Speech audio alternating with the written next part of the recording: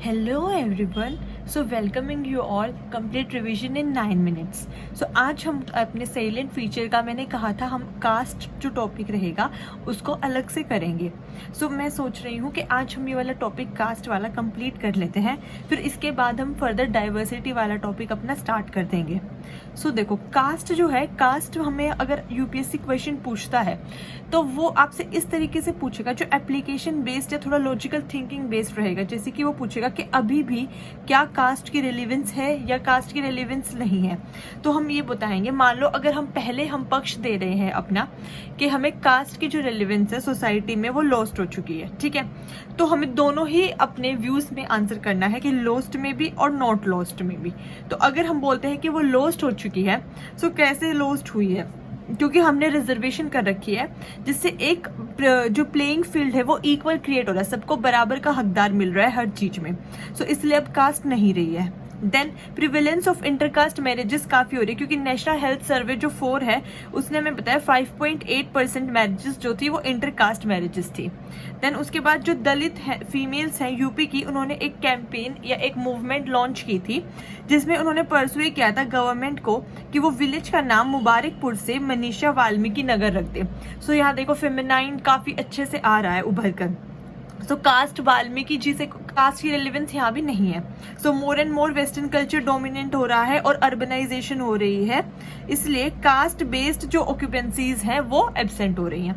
Then अगर हम लिखेंगे सेकंड वाली साइड के अभी नहीं हो रही है कास्ट की रेलिवेंस लॉस्ट, कि मतलब अभी भी कास्ट सिस्टम परसिस्ट करता है, तो वो कैसे, जैसे रिजर्वेशन की वजह से इनइक्वालिटीज बढ़ गई है, ठीक है, कंपटीशन बढ़ गया है इस वजह से. सो इंटरकास्ट मैरिजेस जो थी, जैसे कि कास्ट बेस्ड सर्च फिल्टर आ गए हैं अब जीवनसाथी.com पे. आप लोग देखिएगा जीवनसाथी.com पे जब आप लोग एक पर्टिकुलर कास्ट के बारे में सर्च करोगे तो वहाँ पे कास्ट बेस्ड फिल्टर्स हैं, ठीक है.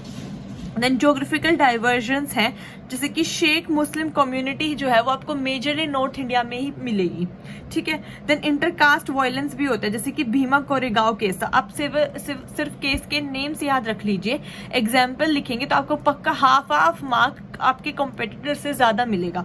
भीमा कोरेगांव केस है, पायल तडवी केस है और कच्चा नाथम टेम्पल इंसिडेंट हुआ था, ठीक है. अगर आपको ज्यादा इनके बारे में रेफर करना है, वैसे जरूरत नहीं है तो आप गूगल सर्च कर लीजिए, अदरवाइज आप ये नेम भी लिखाएंगे तो भी आपको मार्क्स ज्यादा ही मिलेगा.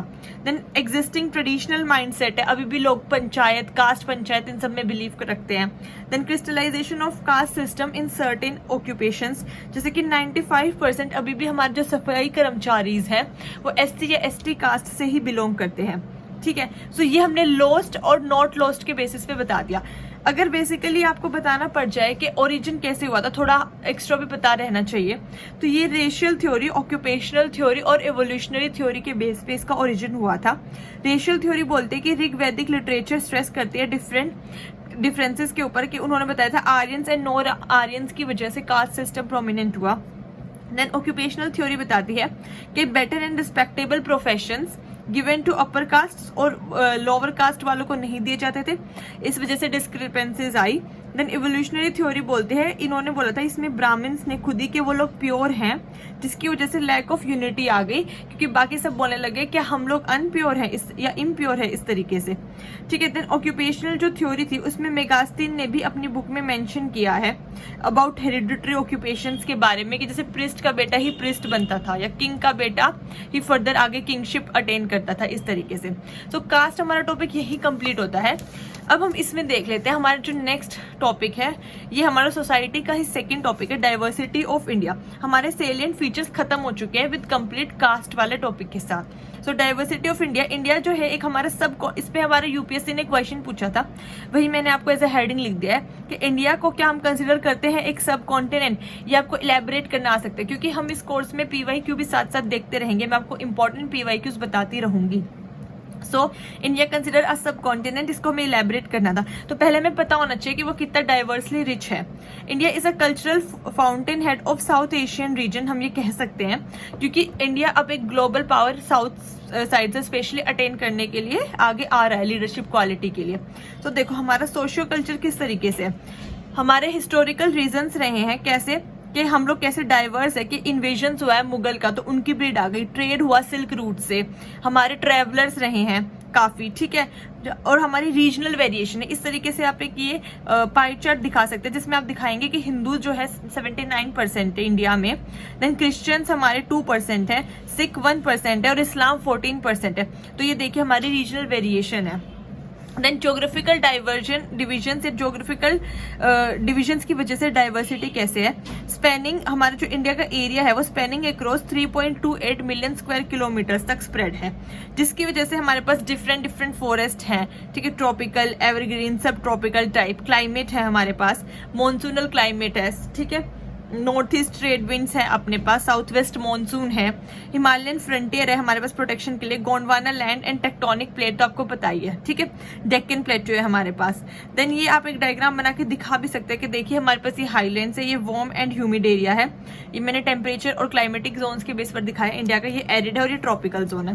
देन हमारी पॉलिटी कैसी रही है, shared political values, inclusivity, democracy and unity and integrity को हम लोग प्रमोट करते हैं। देन हमारी डेमोग्राफी एंड इकोनॉमी, पॉपुलेशन है हमारी 1.3 बिलियन से भी ज्यादा, जो कि रैपिडली इंक्रीज हो रहा है। तो हमारी एक अच्छी खासी डेमोग्राफी है जो इकोनॉमी में, जीडीपी में अच्छा खासा कंट्रीब्यूट करती है। देन अगर हम सिक्योरिटी के बेस पे देखें तो नेचुरल फ्रंटियर में हमारे पास नॉर्दर्न साइड पे हिमालयाज है जो हमें अच्छे से प्रोटेक्ट करते हैं। देन हमारे पास लैंग्वेजेस है, 1600 लैंग्वेजेस ओवरऑल इंडिया में स्पोकन की जाती है। देन हमारे पास अलग अलग रेस के लोग रहते हैं इंडिया में, जैसे कि आप एक मैप बना के दिखा सकते हैं, ये बहुत अच्छा मतलब प्रेजेंट लुक देगा। जैसे कि हमारे ऊपर जो नॉर्थ में हो उनको पेलियो, और इधर आपके ईस्ट साइड में, नॉर्थ ईस्ट में मंगोलॉइड्स मिलते हैं क्योंकि यहाँ तिब्बत का एरिया है ज्यादातर। देन सेंटर में हमारे नॉर्डिक्स मिलते हैं। देन हमारे इधर नॉर्थ वेस्ट से आर्यंस आए थे और नीचे आपके द्रविडियन बोलते हैं, जो हम एंशिएंट में भी पढ़ते हैं ना, द्रविडियन टेम्पल फॉर्म वही। देन हमारे नेग्रिटोज है साउथ में और यहाँ आइलैंड्स पे, ठीक है। Let me change the page. इसके बाद हमारा है models of accommodation of diversity. कैसे कैसे हमारे पास मॉडल्स है, कितने टाइप्स के, जैसे कि सैलेड बाउल मॉडल है। इसमें कहा है कि different culture brought together like salad. एक सैलेड में जैसे हम डिफरेंट चीजें खाते हैं, क्यूक्यूम्बर, कैरेट, टोमेटो, इस तरीके से सेम वही हमारा सैलेड बाउल मॉडल है कि डिफरेंट कल्चर डाइवर्सिटी के लोग रहते हैं। Melting pot model, society in which many different types of people blend as one. सब एक साथ ब्लेंड होके चटनी की तरह, ग्राइंडर की तरह एक साथ रहते हैं। देन मोज़ेक मॉडल, इसमें है हमारा mixture of ethnic groups, language, culture को एग्जिस्ट टुगेदर। सबका अपना अपना कल्चर है, सब को एग्जिस्ट करते हैं, कोई किसी को हार्म नहीं करता है। देन यूनिटी इन डाइवर्सिटी, ये एक कोटेशन भी जैसे हम लोग यूज करते हैं। इसमें हम ये बता सकते हैं कि जो हमारी पॉलिटिकल यूनिटी इन डाइवर्सिटी हम लोग कैसे प्रमोट करते हैं, कि जो हमारा कॉन्स्टिट्यूशन है वो एक हमारा कॉन्स्टिट्यूशन और वो पूरी कंट्री को गवर्न करता है। हमारा इस तरीके से नहीं है कि बंगाल का अलग कॉन्स्टिट्यूशन हो गया, कर्नाटका का अलग हो गया, नहीं, सेम कॉन्स्टिट्यूशन पूरी कंट्री को गवर्न करता है। हमारे fundamental right, DPSP, fundamental duty सभी के लिए सेम है। गवर्नमेंट इंटरवेंशन करते हैं जहां जहां उनको लगता है जरूरत है, इसलिए उन्होंने कुछ स्कीम्स भी दी हैं, जैसे कि स्टैंड अप इंडिया, नई मंजिल, ये आपकी यूनिटी इन डाइवर्सिटी को प्रमोट करते हैं। तो आप अपने आंसर में इनको जरूर लिखिएगा। और हमारी जुडिशरी इंडिपेंडेंट है, हमारी कंट्री सॉवरेन कंट्री है। देन हमारे बाकी के डायमेंशन है, जैसे कि हमारी इकोनॉमिक इंटीग्रेशन, फ्रीडम मूवमेंट हमारी आईएनसी की, ये सब हमारे किस लिए हुए थे, यूनिटी इन डाइवर्सिटी, ठीक है, क्योंकि उस टाइम पर भी हिंदू और मुस्लिम एक साथ थे। बीच बीच में हुआ है ऐसे अलग अलग डाइवर्जन्स हुए हैं, लेकिन अगर हम ओवरऑल लार्ज स्केल पे देखें तो इंडिया यूनिटी इन डाइवर्सिटी को प्रमोट करता है। तो हमारे सोसाइटी के 2 टॉपिक्स बिल्कुल कंप्लीटली कवर होते हैं।